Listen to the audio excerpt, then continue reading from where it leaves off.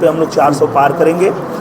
बाकी आप लोग भी जोर लगाइए, आप लोग देखते हैं कहाँ तक आते हैं। सिर्फ चुनाव में 3 दिन के लिए आने वाला नेता यहाँ आजमगढ़ को नहीं चाहिए, तो 30 दिन वाला नेता ही आजमगढ़ में चलेगा। 2022 चुनाव के बाद इस बार कितना चैलेंजिंग लग रहा है आपको? चैलेंज तो कुछ भी नहीं है, क्योंकि आजमगढ़ की जनता ने देखा है कि हम लोगों ने 1.5 साल का जो मौका मांगा था, वो जब जनता ने अवसर दिया तो हम लोगों ने यहाँ काम किया है और खूब अच्छे से काम किया है, यहाँ रह के काम किया है। तो जनता को भी ऐसा ही सांसद चाहिए जो 30 दिन यहाँ रह के काम करता है। सिर्फ चुनाव में 3 दिन के लिए आने वाला नेता यहाँ आजमगढ़ को नहीं चाहिए, तो 30 दिन वाला नेता ही आजमगढ़ में चलेगा। सर, बीती रात मुख्तार अंसारी की मौत हो जाती है, लेकिन परिवार वालों का कहना है कि उनको जहर दिया जा रहा था, समय पे इलाज ना मिलने के कारण उनकी मौत हुई है। बड़ा आरोप लग रहा है, क्या कहेंगे सर? अगर कोई आरोप किसी पे लगता है तो उसकी जांच होती है, जांच होगी, जो भी होगा वो सामने आ जाएगा। इसके पहले मुख्तार अंसारी स्वतः उनके भाई से बोले थे कि थोड़ा सा जहर दिया जा रहा है, इस बात को लेकर बहुत ज़्यादा ट्रोल किया जा रहा है। उनके भाई भी कह रहे हैं इस बात सजा है, तो उसमें जांच होगी तो उसमें पता चल जाएगा कि ऐसा अगर कोई होगा तो जांच से ही पता चलेगा, पोस्टमार्टम रिपोर्ट से ही पता चलेगा कि उनके शरीर में जहर था या उनको कैसे मृत्यु हुई, वो तो पोस्टमार्टम रिपोर्ट से ही पता चलेगा उसको।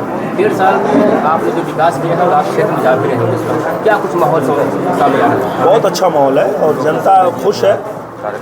जनता ने देखा है कि सरकार के साथ रहने से कितना फ़ायदा हुआ है आजमगढ़ को। जहां पहले के सांसद यहां अपने निधि तक का काम नहीं करा पाते थे, 5 करोड़ का काम नहीं करा पाते थे, वहां 500 करोड़ का काम हम लोग आजमगढ़ में 1.5 साल में लेके आए हैं। आजमगढ़ में वो सारी चीज़ें बन रही है जो आजमगढ़ को चाहिए थी। आजमगढ़ रिंग रोड बन रहा है, आजमगढ़ नई रेल लाइन बन रही है, नया रेलवे स्टेशन बन रहा है, अंतर्राष्ट्रीय हवाई अड्डा बन रहा है, हमारा जो विश्वविद्यालय वो बन के तैयार हो चुका है, संगीत विद्यालय बन रहा है, बेलैसा का आपका ब्रिज बन रहा है, जितनी सड़कें हैं आपके आजमगढ़ की सारी बन गई हैं। तो ये 1.5 साल में इतना काम हुआ है कि जनता समझ गई है कि हमको भी जब नरेंद्र मोदी ही प्रधानमंत्री बनने वाले हैं तो उनके साथ जाने में ही लाभ है और आजमगढ़ के लाभ में ही हमारा सबका लाभ है। पिछली बार सर ज़्यादा वोटों का अंतराल नहीं रहा है, लोगों का कहना था, लोगों का ये कहना, हम भी घूमकर लोगों का सर्वे करते रहते हैं, वो कहना है एक बार हम देखना चाहते थे दिनेश लाल यादव जो बड़े बड़े वादे करते थे, कितना उसमें दम है और कितना काम करते हैं, लेकिन लोगों का कहना है कि काम नहीं हो पाया है, लोगों के बीच में कभी आते नहीं है दिनेश जी। बहुत काम हुआ है और मुझे लगता है कि इसके पहले कोई इतना काम नहीं किया होगा जितना 1.5 साल में हम लोगों ने किया है। और इस बात से लेके जनता भी खुश है और जनता भी चाहती है कि एक बार फिर से यहाँ कमल ही खिले और जब नरेंद्र मोदी जी प्रधानमंत्री बने तो आजमगढ़ भी उनके साथ ही रहे। एक बार मोदी सरकार फिर मोदी की गारंटी, इस बार 400 पार।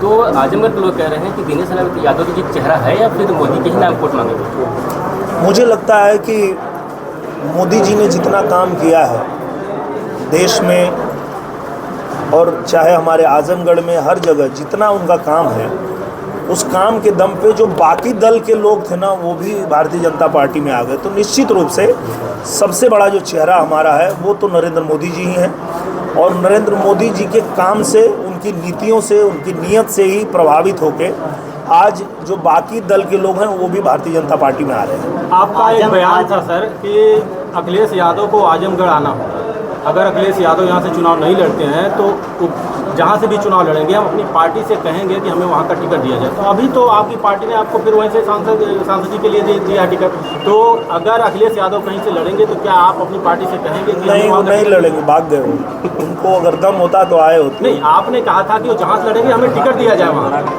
तो टिकट मांगेंगे अपनी पार्टी से। आप चाहते हैं तो हम मांग लेंगे, पहले उनको लड़ाइए तो। क्या लगता है मैदान में आए पहले?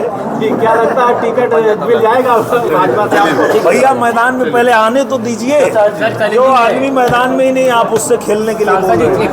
चैलेंजिंग ये है कि बीएसपी के नेता है सहारनपुर गुड्डू जमाली, इस बार सपा के खाते में चले गए, तो इससे लगता है कुछ चैलेंजिंग आपको लग रहा है? बिल्कुल नहीं, क्योंकि गुड्डू जमाली तो चले गए पर जो उनके वोटर हैं वो सब भाजपा में आ गए। सर अब की बात सिर्फ गुड्डू जमाली के जाने से कुछ नहीं होगा। अखिलेश यादव के परिवार के ऊपर कई बार आपने सवाल भी खड़ा किया था परिवारवाद को लेकर।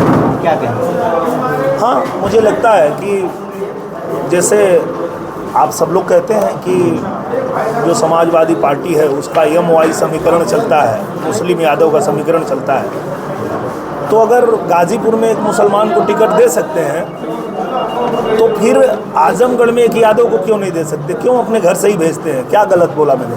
परिवारवाद पे हमने एक सवाल किया था उनसे, तो बोले कि पहले अपने भाई को तो समझा लें, उनका भी परिवार है, उनके विजय लाल यादव कह रहे हैं क्या समझाना क्या है? वही कि मतलब आपके भाई आपके साथ नहीं है, तो हमारा नहीं, ये लोकतंत्र है ना। लोकतंत्र में हर कोई स्वतंत्र है। आदमी जिसकी जो विचारधारा है वो उस पर चल सकता है। मेरे भैया की जो विचारधारा उस पर वो चल रहे हैं, मेरा जो है उस पर मैं चल रहा हूँ। अब सर अब की बार मुद्दा क्या रहेगा आप लोगों का? सबसे बड़ा मुद्दा तो यही है कि आजमगढ़ में हम लोगों ने 1.5 साल में जो नींव रखी है विकास की, इसको और भव्य इमारत बनाना है। आप देखिए कि आजमगढ़ में महायोजना लागू नहीं थी, महायोजना हम लोगों ने लागू करवा लिया। अब जो है आप देखेंगे कि आजमगढ़ में अंतर्राष्ट्रीय हवाई अड्डा भी बनेगा। आजमगढ़ में वो सभी बड़े काम होंगे जो बड़े बड़े शहरों में होते हैं। तो निश्चित रूप से अभी तो 1.5 साल था, 5 साल के लिए जब हम लोग आएंगे तो ज़्यादा काम कर पाएंगे। और उसी के लिए हम जनता से फिर अपील कर रहे हैं कि एक बार फिर से हमको मौका दीजिए ताकि नरेंद्र मोदी जी के साथ रह के और आजमगढ़ का विकास हो। सर जी, महंगाई के मुद्दे पर सरकार आई थी। सिलेंडर 400 रुपये था जब सरकार आई थी, आज 1200 रुपये से घटकर अभी 900 रुपये कुछ रुपये हुआ है। पेपर जितने भी हुए लीक हो गए। ये जनता के आरोप है कि सरकार ने अभी तक कोई निष्पक्ष भर्तियां नहीं हो पाई हैं। जितने भी पेपर हुए हैं वो लीक हो जा रहे हैं। ऐसा क्यों हो रहा है? पहली बार तो ऐसा हुआ है कि मुख्यमंत्री जी ने तुरंत आदेश किया कि जो लोग भी इसके आरोपी हैं उनको पकड़ा जाए, सजा दिया जाए। इसके पहले की जो सरकार थी वो भी हम देखे थे, परीक्षा होने के बाद, रिजल्ट निकलने के बाद ऐसे दीवार से पर्चा उखाड़ के और अपना पर्चा साड़ देते थे, गुंडई करते थे। तो वो सरकार अगर आपको चाहिए तो आप उसकी वकालत करिए। सर देखिए, हमने सिलेंडर की बात की, उस समय 400 से 450 था सिलेंडर का दाम। हाँ। आज वही पार्टी लोगों का कहना है कि पार्टी कह रही है कि जो सिलेंडर का दाम उस समय था, पार्टी वही मुद्दा उठाई है कि 400 पार अब की बार हमारी 400 गैस सिलेंडर पार कर दिए। तो आप कहना क्या चाह रहे हैं वो बताइए, आप कहना क्या चाह रहे हैं? हमारा सवाल है कि ये 400 पार जो नारा है आप लोगों का, हाँ, ये उस सिलेंडर पे तो नहीं है। लोगों के सवाल है कि सिलेंडर जब 400 450 था उसको बढ़ा के 1200 कीजिए, तो कहीं इसको अभी 400 बोल रहे हैं, 1200 ना कहें। आप अच्छा शब्दों का जाल बुन के आए हैं जी, पर निश्चिंत रहिए आप। जी, प्रधानमंत्री ने जिस तरह से देश के लिए काम किया है, देश की एक एक जनता को पता है प्रधानमंत्री जी ने कितना अच्छा काम किया है, देश को कितना मजबूत किया है, हर गांव हर शहर को कितना मजबूत किया है। उसी के दम पे हम लोग 400 पार करेंगे। बाकी आप लोग भी जोर लगाइए, आप लोग देखते हैं कहाँ तक आते हैं। सर आप एक